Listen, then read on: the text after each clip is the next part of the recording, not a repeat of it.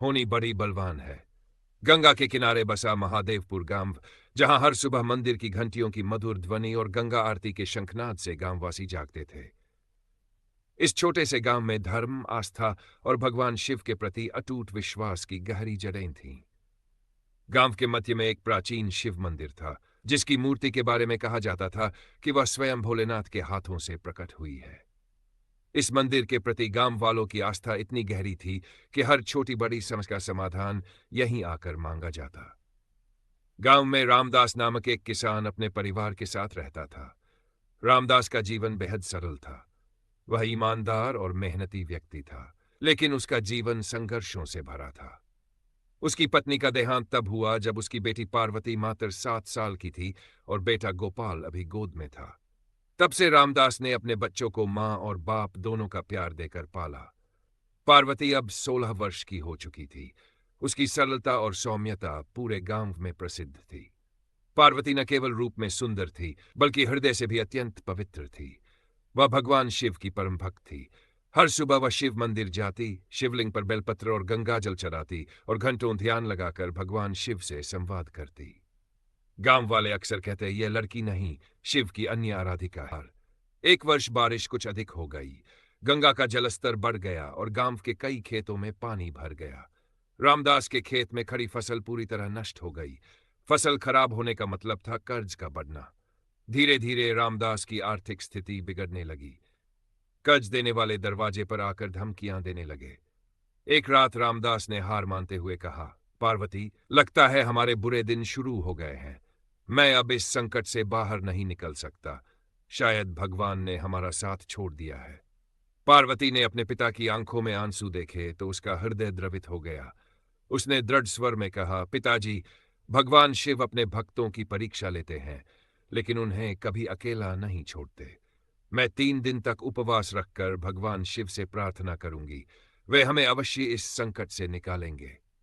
पार्वती ने शिव मंदिर में जाकर कठोर व्रत और पूजा आरंभ की। वह सुबह से रात तक शिवलिंग के समक्ष बैठकर भगवान शिव का ध्यान करती। पूरे गांव में उसकी भक्ति की चर्चा होने लगी। तीसरे दिन जब पार्वती शिवलिंग के सामने प्रार्थना कर रही थी, तभी एक अजनबी व्यापारी गांव में आया। व्यापारी ने रामदास के घर आकर कहा, मुझे दुर्लभ औषधीय पौधों की आवश्यकता है। सुना है आपके खेत में तुलसी और कुछ अन्य औषधीय पौधे हैं। क्या आप इन्हें मुझे बेचेंगे? रामदास ने खुशी खुशी अपने पौधे व्यापारी को बेच दिए। व्यापारी ने पौधों के लिए इतनी बड़ी राशि दी कि रामदास का सारा कर्ज उतर गया। साथ ही उसके पास खेतों के लिए बीज और नई फसल उगाने के पैसे भी आ गए। गांव के लोग इस घटना को भगवान शिव की कृपा मानने लगे। रामदास ने अपनी बेटी को गले लगाते हुए कहा, पार्वती, तुम्हारी भक्ति ने हमें इस संकट से बाहर निकाला। सच में भगवान शिव तुम्हारी हर प्रार्थना सुनते हैं। होनी का दूसरा वार। कुछ समय बाद रामदास ने पार्वती के विवाह के लिए योग्य वर की खोज शुरू की। जल्द ही पास के गांव के एक अच्छे परिवार के मोहन नामक युवक से उसका रिश्ता तय हो गया। विवाह की तैयारियां जोरों पर थी। पूरे गांव में उत्साह का माहौल था। लेकिन विवाह से ठीक एक दिन पहले आसमान में घने बादल छा गए। तेज बारिश होने लगी और देखते ही देखते गंगा का जलस्तर खतरनाक रूप से बढ़ने लगा। गांव वाले डर गए। गांव के बड़े बुजुर्ग कहने लगे, यह अशुभ संकेत है। गंगा का प्रकोप विवाह में बाधा डालेगा। रामदास चिंतित होकर बोले, पार्वती, लगता है हमारी खुशियों पर फिर से कोई संकट आ गया है। गंगा का पानी इस गांव को बहा ले जाएगा। पार्वती ने शांत और दृढ़ स्वर में कहा, पिताजी, यह केवल भगवान शिव की लीला है। वे हमारी परीक्षा ले रहे हैं। हमें उनकी शरण में जाना होगा। वह गंगा तट पर गई और वहां स्थित एक छोटे शिवलिंग के सामने बैठ गई। उसने प्रार्थना की, हे महादेव, यदि मेरी भक्ति सच्ची है तो कृपया इस गांव को और मेरे परिवार को इस संकट से बचाइए। आप ही हमारे रक्षक हैं। चमत्कार हुआ। बारिश अचानक थम गई और गंगा का जलस्तर घटने लगा। गांव के लोगों ने राहत की सांस ली। अगले दिन पार्वती का विवाह धूमधाम से संपन्न हुआ।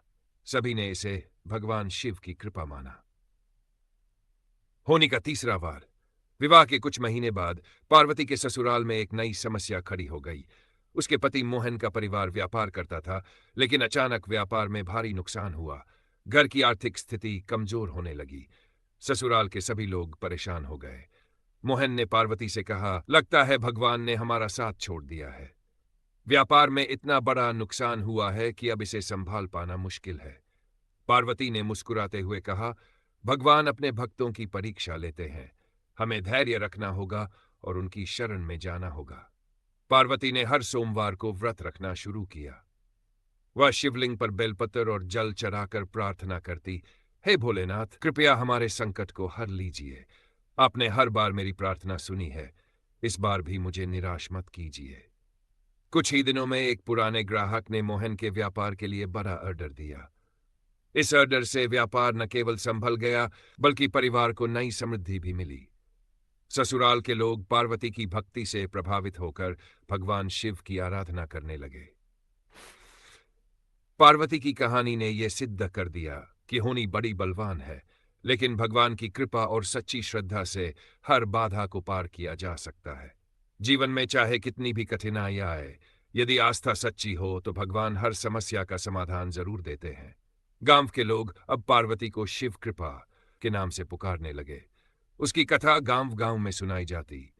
लोग कहते, पार्वती की भक्ति ने साबित कर दिया कि भगवान शिव सच्चे भक्तों की हर प्रार्थना सुनते हैं।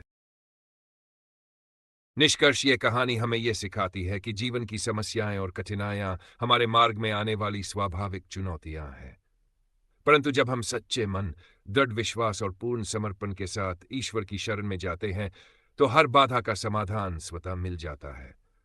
आस्था और भक्ति वह अद्भुत शक्ति है जो असंभव को संभव बना देती है और होनी को भी मात देने का सामर्थ्य रखती है।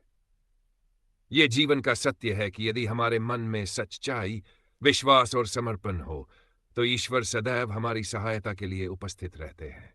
आप लोगों को ये वीडियो पसंद आई हो तो कृपया हमारे चैनल को सब्सक्राइब करें, वीडियो को लाइक करें, शेयर करें और कमेंट करके हमें जरूर बताएं कि ये कहानी आपको कैसी लगी। हर हर महादेव।